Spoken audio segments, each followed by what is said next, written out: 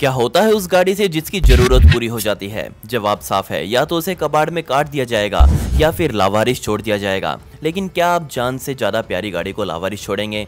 मैं तो कभी ना छोड़ूं। खैर, इस वीडियो को एक लाइक दे दे, साथ ही कमेंट्स में पिक में लिख दे ताकि कल की वीडियो में मैं आपको शाउट आउट दे दूं। अमेरिका में काफ़ी लंबे समय से बंद पड़ी स्टोरेज यूनिट्स की बोली लगाई जाती है और वहीं के एक कपल ने सिर्फ $100 देकर एक यूनिट खरीदी, लेकिन बाद में उन्हें पता चला कि उन्हें तो इतिहास का बेमिसाल नमूना मिल गया है। जी हाँ, इसमें एक बहुत पुरानी धूल मिट्टी में लिपटी हुई लोटस स्पिरिट गाड़ी खड़ी थी। इसे देखकर भी उन्हें एहसास नहीं था कि इसकी कीमत क्या होगी, लेकिन जब उसे एक्सपर्ट्स ने देखा तो वो समझ गए कि ये वही गाड़ी थी जिसे सन 1970 में जेम्स बॉन्ड की एक movie the spy who loved me में भी दिखाया गया था। ऑक्शन अथॉरिटी वालों के पास ये गाड़ी सन 2013 से ऐसे ही लावारिस खड़ी थी। उन्हें तो ये भी याद नहीं कि ये गाड़ी उन तक कैसे पहुंची थी।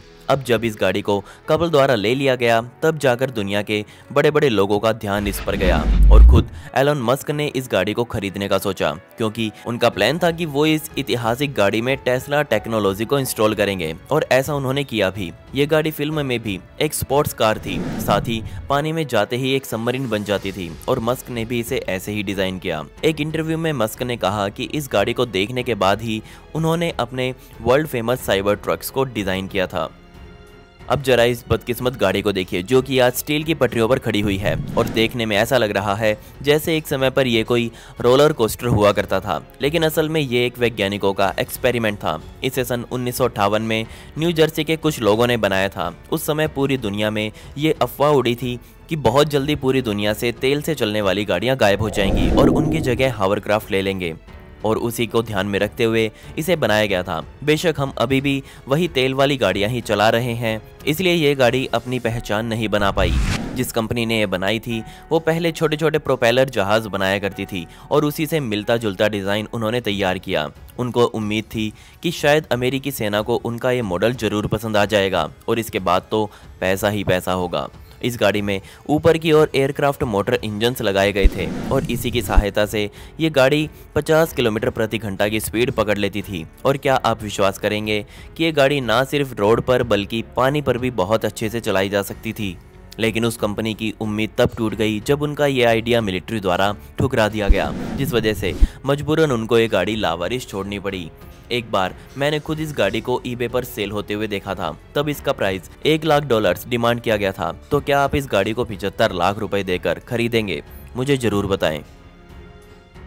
सन 2020 के शुरुआत में पूरी दुनिया के कार कलेक्टर्स बहुत खुश थे, क्योंकि एक खबर आई थी कि सन 1929 मॉडल की ओरिजिनल प्लेमथ यू कनाडा के कबाड़ घर में लावारिस खड़ी है। बेशक यही एक गाड़ी नहीं है इस दुनिया में जो 91 साल पुरानी हो, लेकिन तब क्या होगा जब मैं आपको ये कहूँ कि इस गाड़ी का पेंट भी पूरी तरह से असली है और यहाँ तक कि इसके सीट कवर्स और इंटीरियर से भी कुछ निकाला नहीं गया है। जी हाँ, ऐसी गाड़ी मिलना सच में बहुत ज्यादा रेयर है, लेकिन बदकिस्मती से ये गाड़ी पिछले 60 से ज़्यादा सालों से पूरी तरह लावारिस इस कबाड़ के बीच में खड़ी थी। जिस आदमी की ये गाड़ी है उसने ये क्लेम किया कि थोड़ा बहुत काम करवाकर ये गाड़ी आज भी चलने लायक है और इसे पिछली बार 7 सालों पहले स्टार्ट किया गया था। मैं आपको बता दूं कि इस तरह की गाड़ियां प्लेमथ कंपनी की सबसे शुरुआती गाड़ियां थी, जिसे कंपनी ने अपने जन्म के सिर्फ 2 सालों बाद ही मार्केट में उतार दिया था। ये अपने समय की सबसे बजट गाड़ियां थी और यही दुनिया की सबसे पहली गाड़ी थी जिसमें हाइड्रोलिक ब्रेक्स लगे हुए थे, जिस वजह से ये गाड़ी उस समय भी बहुत पॉपुलर हुई। इसके अंदर 45 हॉर्स पावर का इनलाइन 4 इंजन लगा हुआ है, जो आज पूरी तरह से जंग खा चुका है। इसका मालिक आज इस कमाल की गाड़ी को $18,000 में बेचना चाहता है। क्या आप खरीदेंगे?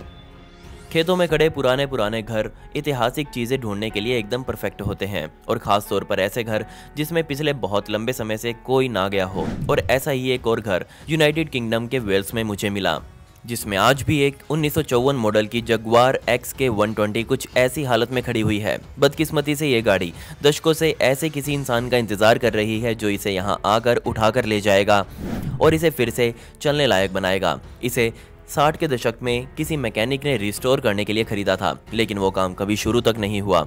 इसका मालिक इसे बहुत ही मनहूस गाड़ी मानता था, लेकिन यकीन मानिए ये एक वरदान जैसी गाड़ी है, क्योंकि आज भी इस गाड़ी में सब कुछ ओरिजिनल लगा हुआ है। उस समय इस मॉडल की सिर्फ 151 गाड़ियां ही कंपनी द्वारा बनाई गई थी और आज इनमें से सिर्फ 57 गाड़ियां ही बची कुची हालत में दुनिया में खड़ी है। इसका मालिक चाहता है कि वो इसे कबाड़ में तुलवा दे, लेकिन वो अपना ये मन बदल सकता है अगर कोई इसे इसके $30,000 दे दे तो। मैं तो कहूँगा कि ये इतिहास का बेमिसाल नमूना है। इसे ऐसे बर्बाद करना बहुत बड़ी गलती होगी। मेरे ख्याल से तो आपने कभी कोई ड्रैगस्टर गाड़ी तो नहीं चलाई होगी, लेकिन जो लोग इन्हें चलाते हैं वो इन्हें जान से ज़्यादा प्यार करते हैं। लेकिन हर जगह ऐसा नहीं होता। और अब जरा इसे देखिए, ऐसा लग रहा है ये गाड़ी कुछ टाइम बाद पूरी तरह से मिट्टी में दफन हो जाएगी। इसे इस हालत में सन 2012 में ढूंढा गया था और तब भी इस पर जंग की एक मोटी चद्दर चढ़ी हुई थी।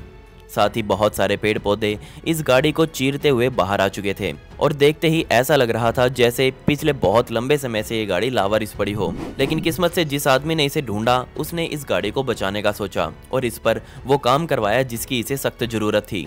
और इस काम में पूरे 2 सालों का समय लगा, जिसके बाद इस गाड़ी को एकदम नई हालात में पोर्टलैंड रोडस्टर शो में दिखाया गया।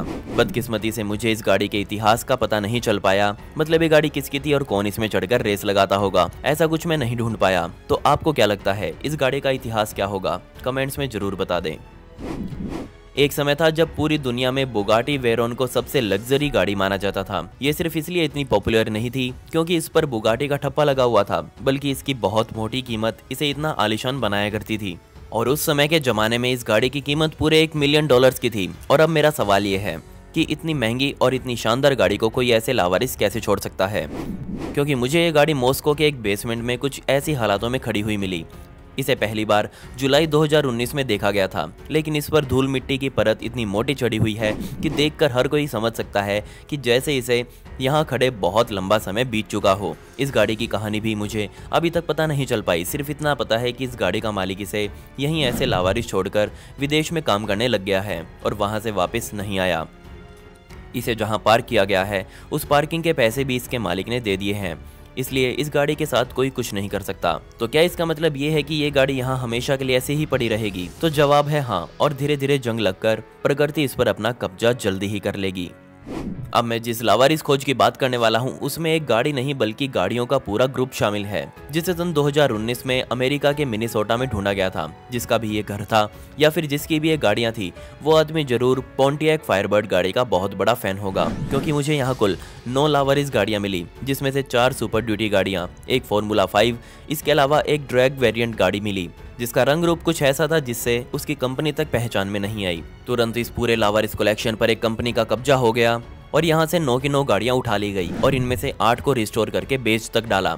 लेकिन एक गाड़ी को कुछ ज्यादा ही मरम्मत की जरूरत थी, इसलिए उन्होंने इसे अपने पास ही रखा और शायद इसे भी 2020 के अंत में बेच दिया होगा। न सिर्फ 5 फायरबर्ड्स बहुत दुर्लभ और कीमती थी, बल्कि ये सभी वो मॉडल्स थे जिन्हें गिनी चुनी संख्या में बनाया गया था। सच में ये कलेक्शन जिसका भी था वो बहुत इंटरेस्टिंग बंदा रहा होगा। पिछली वीडियो का शाउट आउट किलर गेमिंग को and comment pick me to get a shout out in next video. आपको वीडियो कैसी लगी कमेंट्स में वो भी बता दें। मिलते हैं अगली वीडियो में। ये वीडियो देखने के लिए धन्यवाद।